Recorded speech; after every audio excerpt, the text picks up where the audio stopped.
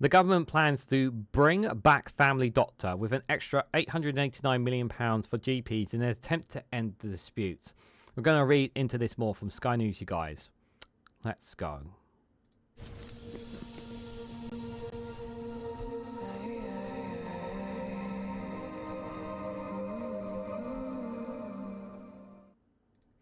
Good morning, good afternoon, good evening, wherever you are in the world. This is Reganelite here with an article from Sky News with the headline that the government plans to bring back the Family Doctor with an extra £889 million for GPs in an attempt to end the dispute. So GPs are currently in a period of collective action over a dispute about their budget, which they say has left them unable to pay for their practices. Guys, while you're here, make sure you hit the like button and share this across social media so others are notified of this video. Now, the Family Doctor has been something that is extremely important for people. To always have the same doctor there to support you whenever you need it. It's not just obviously from a healthcare perspective, but also a bit of a social perspective as well. When it's always the same doctor that you go to whenever you have an issue about your health. That doctor who's there for you, to care for you, to look after you. It's a very important, I think it's a very important fundamental thing that we have had. And that has been slowly eroded over the last 14 years with the lack of funding and doctors having to be stretched out. Now, I really do hope, and I really sincerely mean this, that everyone can have access to the doctor, their same doctor all the time, and not have to have replacement ones if need be. I really hope they do bring back the Family Doctor. And I really do hope that this £889 million does end the dispute and does help restore trust between patients and their GPs. I really do hope it does make that difference for them. It is, like I said, with a number of things. These take time, and I don't trust West Street in any way, shape or form, and I know most people watching don't trust them either. But I really, really do hope, in all seriousness, that this does work out.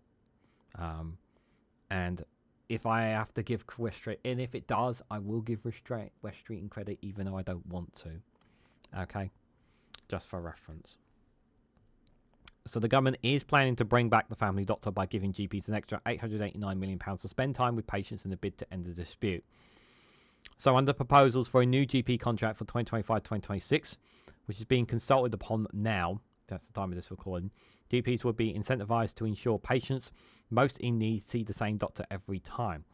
The government says it will provide an extra £889 million on top of the existing GP budget to help slash red tape so doctors can do their jobs. The Health and Social Care Secretary West Streeton said the plan is also to reduce the number of outdated performances targets from 76 to 44 so GPs can spend more time with patients. GPs who are members of the British Medical Association, BMA, are currently in a period of collective action, voted on in August, as they said their annual budget increases over the past 5 years have fallen well below inflation, making it difficult for doctors to meet the rising cost of operating practices and driving hundreds of surgeries to close. The doctors can choose which actions they take, ranging from withdrawing data sharing agreements to limiting daily patient contact to 25. Which the BMA said it recommended safe maximum, but is well below how many GPs currently see. Mr. Streeton said he hopes the proposals for next year's contract will be unveiled in the spring and will ensure GPs end the collective action. The Health Minister, Stephen Kinnock, said the extra $889 million has come from moving money from around within the system and reprioritisation. Now, the other issue is as well is that we need more doctors. We need more GPs. That's a thing that can help balance this as well, because we are a growing population, and as our population continues to grow, there's only so many GPs out there. So that's another issue that we need to tackle as well. Dr. Katie Bamor-Stania, chair of the BMA's England GP committee, said the announcement was a positive starting point for an evolving conversation, and GPs eagerly await further details of how the proposals will work. She added GPs have been frantic with worry about the impact of the crippling rise in employers' national insurance that they will have to pay from April after the government increased it at the October budget. Professor Camilla Hawthorne, chair of the Royal College of GP, said the 889 million is positive news for patients and the wider NHS, but warned there is a long road ahead and the current GP contract is not fit for purpose, and concerned about the national insurance hike remains. We're also pleased to see the focus of ridding GPs of some of the bureaucratic burden that keeps them away from patients, giving practices more flexibility in hiring doctors and nurses, and the impetus of supporting GPs and our teams to delivering continuously of care, which we know has a benefit for patients and the NHS alike, she said.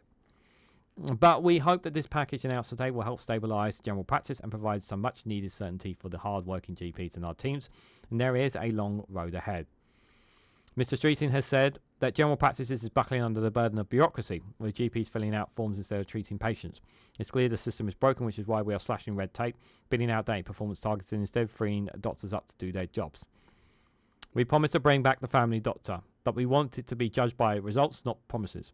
That's why we will incentivise GPs to ensure more and more patients see the same doctor at each appointment. He has said the government has already begun to hire an extra 1,000 NHS GPs and called on GPs to work with us to get the NHS back on its feet and end the collective action. So this is a good start here. They've already begun hiring 1,000 GPs at the time of this as well, and I do hope they can end the collective action. I generally do, and they can find a resolution for this. I understand the concerns. That's great. I really, really do, and I hope they can find a resolution for this. I really do hope that they do. That this does.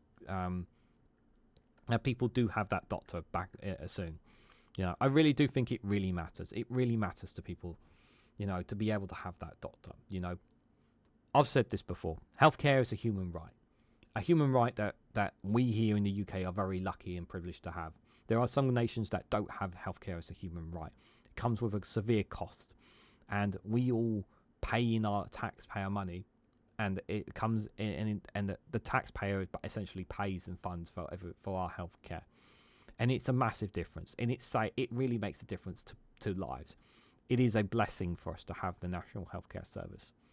In stark contrasting to America, where the moment you are sick, it costs. Everything costs. Americans don't have a right to healthcare. We do, and we're very lucky to have that. And it's very important that we look after that as much as we possibly can, and challenge any kinds of privatisation. I don't trust West Streeting with his use of relying on the private sector to help with when it comes to dealing with some of the crises in the healthcare sector. But this is the situation that we are in, unfortunately. But we'll have to wait and see over time if things get better.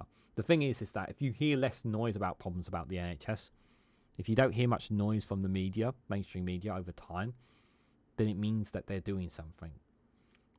So over the next few years, if we hear less concerns, less disputes, less problems about the healthcare service, it means that they're doing their job. Because you always hear more negative than positive news from the mainstream media. So action will say a lot more than words. But what do you guys think? What do you guys think about the family doctor?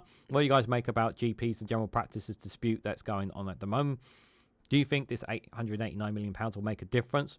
Let me know your thoughts and more on all this down in the comment section below.